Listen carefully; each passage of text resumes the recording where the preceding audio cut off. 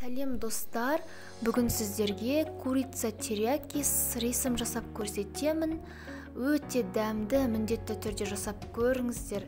Бізге қажетті ингредиенттердің тізімін астыңғы описаниеге қалдырдым. Ең алдымен табамызды қыздырып, оған сұйық майымызды құйып аламыз.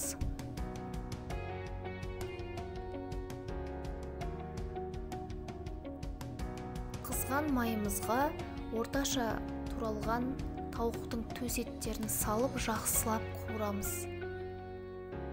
Тауық еттерін шамамен 10 минуттай орташа отта қуырып алған дұрыс.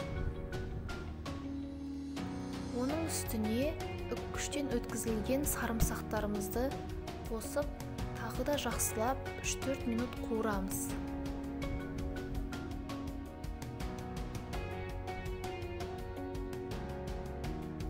Енді осы тауық етінің үстіне жылы суымызға біраз қасық крахмалды салып араластырып, соны қосамыз, және де соя тұздығы болмаса терияки тұздығын қосамыз. Жақсылап араластырып қуырамыз.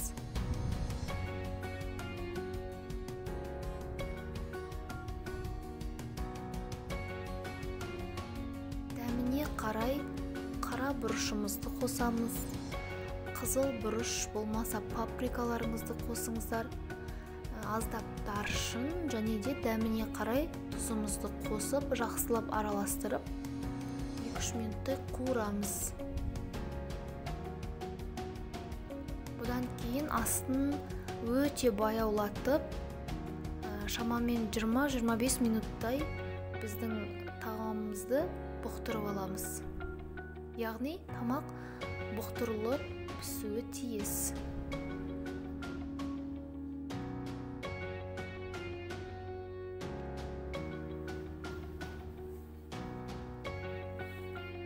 Енді біздің гарнирімізді дайындауға көшеміз.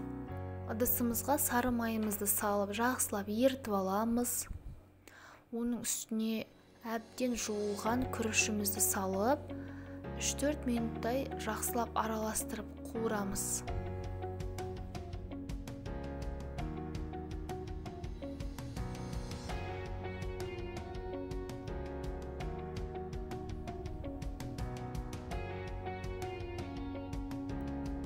Қуырылған күрішіміздің үстіне суымызды құйып, 20 минуттай баяу отта пісіреміз.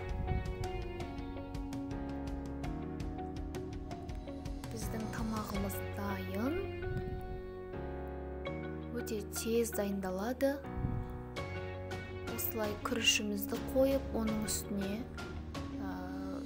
тауық еттерін қойып, бетін кунжутпен сеуіп әсемдесеңіздер болады, және де қалауыңыз бойынша түрлі шөптерді бетіне турап салсаңыздар да болады. Өте дәмді әрі өте оңай. Барлықтарыңызға ас болсын. Сіздермен болған Фариза Тілеулес.